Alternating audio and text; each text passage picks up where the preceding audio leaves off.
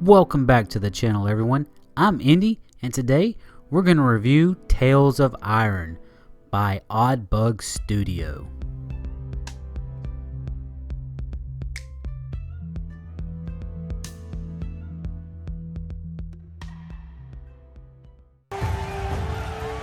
He'd done it. He'd proved himself a worthy heir to his father's kingdom.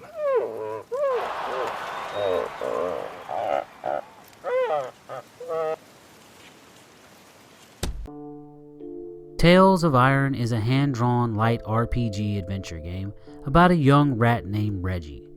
You are heir to the throne, the son of a king that fought off the Frog Clan's leader, Green Wart.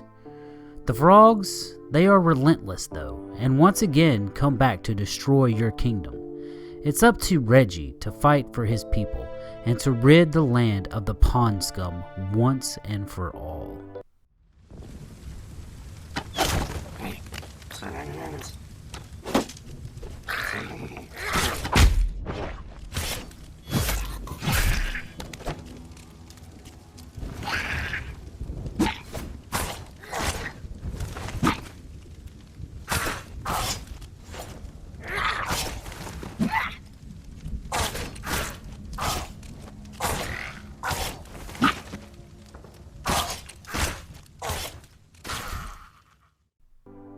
The story behind Tales of Iron is one of revenge against the frogs for destroying your home. After an attack that leaves pretty much everything in ruin, it's time to rebuild. This is one of the first things that I enjoyed about the game. As you progress, you get to watch the kingdom around you, well, rebuild. And it's made even more amazing by how great it all appears on the screen. The backdrop of this game is top notch, trust me. You will find yourself checking it out on more than one occasion. Now, the game is described as a light RPG, and that's exactly what you get here. I thoroughly enjoyed collecting all the armor and the weapons in this game, and then switching them in and out. Reggie, in the beginning, is equipped with a sword and some armor. The armor pieces range from light, medium, and heavy. You will be able to equip a helmet, body armor, and a shield. While the helmet and shield will boost your defense and add carry weight, the body armor is a little bit more special. It'll add those things as well, but it will also add more defense against certain types of enemies. This it creates a little bit of a strategy for you when it comes to equipping your armor pieces when you need to, go to war. All your weapons follow suit from light to heavy, and there are a bunch of weapons from swords to axes to bows and crossbows. You'll definitely find something to your liking. Now, know this, Reggie and yourself, you're going to be battle tested by all sorts of enemies. You will need to save often, but don't worry, there are plenty of places to save in this game. You can also heal by collecting bug juice. Yeah, bug juice. In most safe spots you can find a barrel to fill up your jug that holds the bug juice. Or you can chop up bugs and, get their juice. Sounds kind of gross. It kind of is. It sounds gross.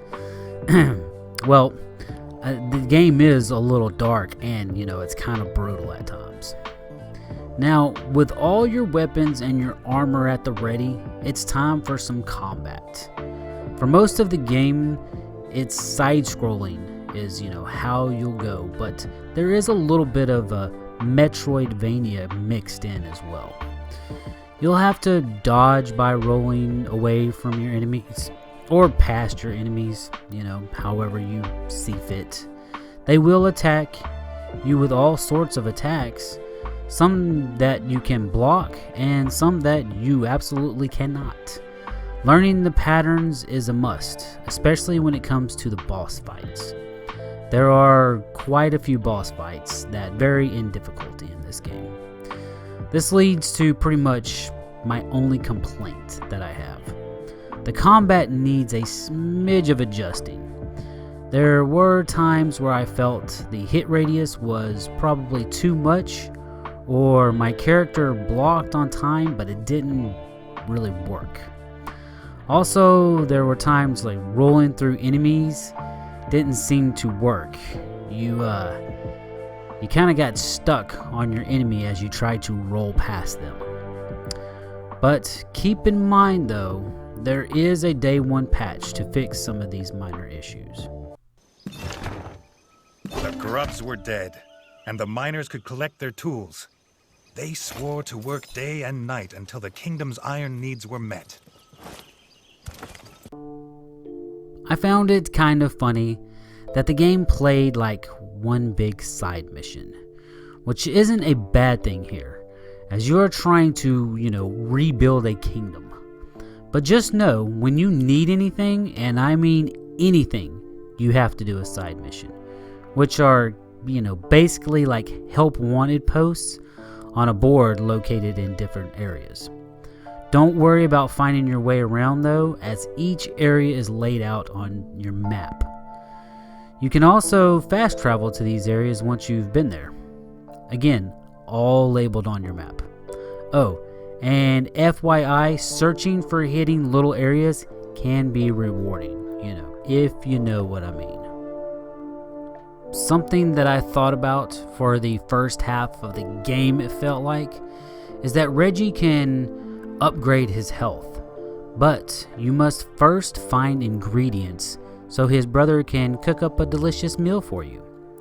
If you do this, your overall health will increase by eating the meal. You can also have the blacksmith make you weapons, but you need blueprints first. How do you get said blueprints? Well, you need to buy them with gold. And how do you get gold, you ask? Well, you guessed it, by doing side missions. These missions do not take much time, and as the game progresses, there are some that are really awesome. I'm not going to spoil it for you, but you're going to enjoy it, guaranteed. But do you know what's incredible about this game? That would be just how amazing it looks. Tales of Iron is visually very appealing. The background was something I thought that was used so well, as I stated previously. At any point, something can be going on, so you need to keep your eye out. The voiceover work done by the narrator is fantastic, and there are a few musical moments in this game that will have you toe tapping. The storytelling is pretty basic, but it's worth telling, and I thoroughly enjoyed how you could enter homes or other places as you're roaming around the kingdom. Gold, is the biggest currency in the game, but you can gather other things as well to buy and purchase other stuff. Like arrows and potions, and I don't want to give away too much of what you can purchase, but you can purchase a few things. Yeah, I know. Don't want to give away too much. Come on, Indy. You're supposed to be telling us what the game's about. I know, but discovering all these things in the game is, it's pretty cool. So, there, you have it. There are some really cool trophies for the trophy hunters as well. Some that you get for finding and defeating certain bosses.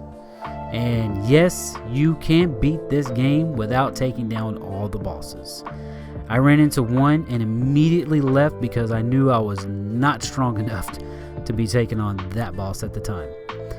Don't be afraid to die though, because it might be as simple as changing your armor that will get you through the next area, get you through that to the next area where you're headed.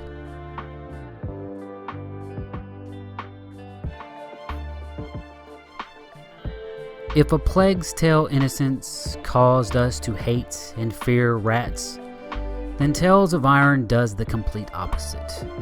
This is a story of, fighting for your people or fighting for your rat brethren, taking care of your kingdom, you know, taking down the bad frogs and all that good stuff. I know it sounds silly, but it's actually pretty awesome. I love the way the story was presented in this game. And Reggie, he just seems like a character you want to cheer for. And, you know, he's one that will put his life on the line for others. The game is well crafted with the way that its armor not only works, but the way it looks as well. And I mean, the artwork is fantastic. There isn't many complaints other than how the controls seem to be, well, not great in combat at times. The boss fights, well, they are challenging. And they will, you know, once you learn their patterns, you can kind of, you know what they're doing. But there are some in the game that are still pretty difficult regardless. I actually liked just running around searching for stuff and items. I found that just fun for some reason. I don't know, exploring and everything in the game was just cool. Heck, I even loved the sound of filling up my jug with bug juice. You just go over there and you fill it up and you drink it down and your health goes up, and then you fill up your jug again. I don't know, it was satisfying and I loved it. Tales of Iron won't be for everyone though, but perhaps that's because it's just not as fast paced as most games nowadays. I enjoyed it though, and it's one game I'd actually like to go back and try to get the platinum trophy for, something that I just don't really do. The cool thing is I won't have to start over from the beginning because the game lets you continue after you beat it. Now, simply put, Tales of Iron deserves a place amongst some of the top indie games of this year.